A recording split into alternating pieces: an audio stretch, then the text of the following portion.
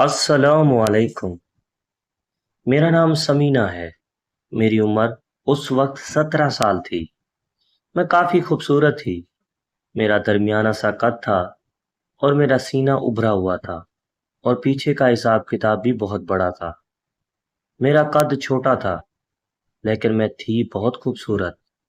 میرے موٹے موٹے گال تھے، آنکھیں میری بہت خوبصورت تھیں۔ جو بھی مجھے ایک نظر دیکھتا تھا تو بس دیکھتا ہی رہ جاتا تھا۔ میری ایک دوست تھی جس کا نام سمیرہ تھا۔ وہ مجھ سے 1 سال بڑی تھی، میرا مطلب ہے کہ وہ 18 سال کی تھی اور اس کی شادی ہو گئی تھی۔ وہ میری بہت کلوز فرینڈ تھی۔ ہم دونوں دوست آپس میں ہر چیز شیئر کیا کرتی تھیں۔ ایک دن وہ موبائل میں دوسری والی ویڈیو ڈاؤن لوڈ کر کے لے آئی اور اس نے مجھے وہ ویڈیو دکھائی۔ جیسے ہی میں نے وہ ویڈیو دیکھی تو میری طبیعت خراب ہونے لگی اور مجھے بھی اس چیز کی طلب ہو رہی تھی۔ حالانکہ سمیرہ کی تو شادی ہو چکی تھی، اس لیے اس کو تو سب کچھ مل جاتا تھا، لیکن اب مجھے اس چیز کی طلب ہو رہی تھی۔ ہمارے پڑوس میں ایک لڑکا رہتا تھا جس کا نام سلیم تھا۔ اس کی عمر 22 سال تھی۔ وہ بہت خوبصورت تھا، کافی لڑکیاں اس پر فدا تھیں، مگر وہ لڑکیوں کو لفٹ نہیں کراتا تھا کیونکہ وہ پڑوسی تھا اور ہمارے دور کے رشتہ دار بھی تھے، اس لیے میں ان کے گھر پہ آتی جاتی رہتی تھی۔ ایک دن سلیم اپنے گھر میں اکیلا بیٹھا تھا اور امی نے بریانی بنائی تھی اور مجھے کہا کہ سمینہ یہ سلیم لوگوں کے گھر دے کر آؤ۔ میں بریانی لے کر پلیٹوں میں سلیم کے گھر پہنچ گئی۔ میں نے سلام کیا تو سلیم نے سلام کا جواب دیا۔ موبائل میں لگا ہوا تھا۔ میں نے کہا کہ گھر میں اور کوئی نہیں ہے؟ تو اس نے کہا کہ نہیں، میں اکیلا ہوں۔ تو میں نے بھی موقع پا کر میں نے کہا کہ یہ میں تمہارے لیے بریانی لائی ہوں۔ وہ حیران ہو کر میری طرف دیکھنے لگا، کہنے لگا میرے لیے لائی ہو یا میرے گھر والوں کے لیے؟ میں نے کہا صرف تمہارے لیے لائی ہوں۔ اب میں اس کے ساتھ بیٹھ گئی۔ میں نے کہا چیک کرو ذرا کھا کر کیسی ہے؟ میں نے اپنے ہاتھوں سے بنائی ہے۔ تو سلیم کہنے لگا کہ سمینہ یار مجھے بہت بھوک لگ رہی ہے۔ اچھا کیا تم نے جو میرے لیے کھانا بنا کر لائی ہو۔ لاؤ ادھر دو، میں کھا کر چیک کرتا ہوں کہ بریانی کیسی بنی ہوئی ہے۔ پھر وہ بریانی کھانے لگا اور مجھے کہنے لگا کہ بہت اچھی بنائی ہے تم نے، تمہارے ہاتھ میں کافی ذائقہ ہے۔ میں نے کہا کہ میری تو ہر چیز میں ذائقہ ہے، بس تم کھانے والے بنو۔ اس نے کہا کیا مطلب؟ تو میں ہنسنے لگی۔ میں نے کہا کوئی مطلب نہیں ہے، تم بریانی کھاؤ۔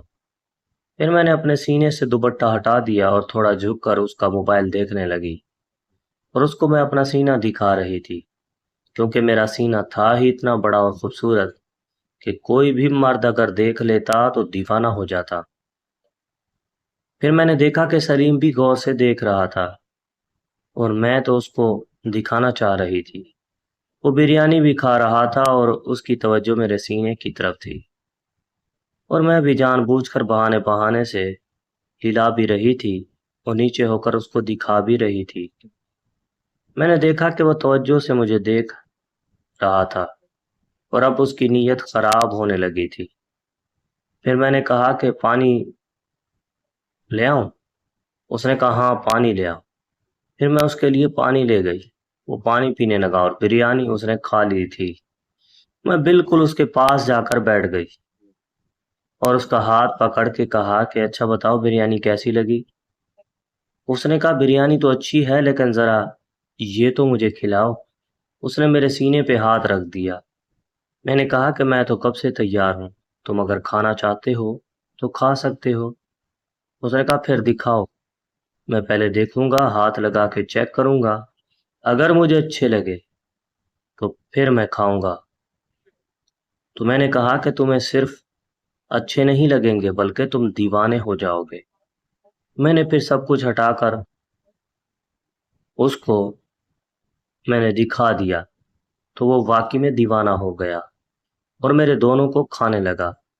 کافی دیر کے بعد جس چیز کی میں اس سے خواہش کر رہی تھی اس نے میرا کام تمام کر دیا۔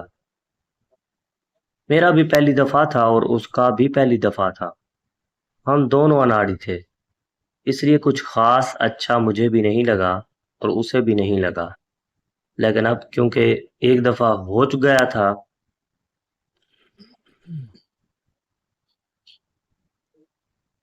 لیکن اب کیونکہ ایک دفعہ ہو گیا تھا تو اب مجھے بھی لگا تھا کہ اب ہمارا اس طرح بار بار کام ہوتا رہے گا۔ اور پھر میں اپنے گھر آ گئی۔ امی مجھ سے پوچھنے لگی کہ کیا ہوا، اتنی دیر کیوں لگا دی؟ تو میں نے کہا کہ وہ آنٹی کے ساتھ تھوڑا بیٹھ گئی تھی اور باتیں کر رہی تھی۔ پھر کچھ دن بعد سمیرہ ہمارے گھر آئی تو میں نے سمیرہ کو ساری کہانی بتا دی کہ سلیم اور میں نے سب کچھ کر لیا ہے۔ اس طرح پھر سلیم نے مجھے کہا کہ تم ایسا کرو، رات کو 1 بجے میرے گھر آ جاؤ، سب سو جائیں گے اور پھر ہم لوگ آرام سے اور تسلی سے اپنا کام کریں گے۔ اور پھر ایسا ہی ہوا، میں رات کے 1 بجے اس کے گھر پہ پہنچ گئی تو اس نے باہر کا گیٹ بھی کھلا رکھا ہوا تھا۔ میں نے جیسے ہی دھکا دیا تو وہ کھل گیا اور وہ ٹہل رہا تھا صحن میں۔ پھر سلیم میرا ہاتھ پکڑ کر مجھے باتھ روم میں لے گیا، اور آج جو سلیم نے طریقے استعمال کیے اس نے مجھے ہر طرح سے خوش کر دیا تھا، اور 2 دفعہ کیا تھا۔ آج شاید سلیم کوئی موبائل پر ویڈیو وغیرہ دیکھ کر آیا تھا یا پھر کسی دوست سے ٹریننگ لے کر آیا تھا۔ آج اس نے ٹھیک طرح سے مجھے خوش کیا تھا اور میں بھی خوش ہو گئی تھی۔ اب تک تقریباً ہر دوسرے دن ہماری ملاقات ہوتی تھی اور ہمارا کام ہو جاتا تھا۔ ایک دن میرے گھر والوں کو پتہ چل گیا اور مجھے پکڑ لیا۔ سلیم کو تو کچھ نہیں کہا کیونکہ ساری غلطی میری تھی، میں سلیم کے گھر پہ تھی، لیکن مجھے گھر والوں نے بہت مارا اور پھر میری شادی کر دی۔ شادی کے 6 مہینے کے بعد میری دوبارہ سلیم سے ملاقات ہوئی اور فون پر رابطہ ہوا۔ پھر میں سلیم سے ملنے چلی گئی۔ شادی کے بعد بھی ہماری کئی ملاقاتیں ہوئیں اور ہم ایک دوسرے کو خوب مطمئن کرتے تھے، اور پھر مجھے ایک بیٹی پیدا ہوئی، اور اب میری سلیم سے ملاقات نہیں ہوتی اور نہ ہی میں ان کاموں میں دلچسپی رکھتی ہوں۔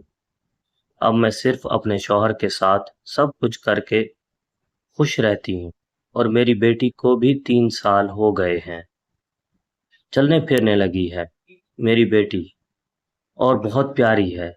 اب میں نے اپنے گناہوں کی اللہ سے توبہ کی ہے اور اب میں ایک خوشحال زندگی گزار رہی ہوں۔ ناظرین اکرام، ویڈیو اچھی لگی ہو تو لائک کر دیں، چینل پر نئے ہیں تو چینل کو سبسکرائب کر لیں، کیونکہ اس طرح کی کہانیاں آپ کو صرف اور صرف اسی یوٹیوب چینل پر ملتی رہیں گی۔ آپ دیکھنے والے تمام ویور کا شکریہ، اپنا خیال رکھیے۔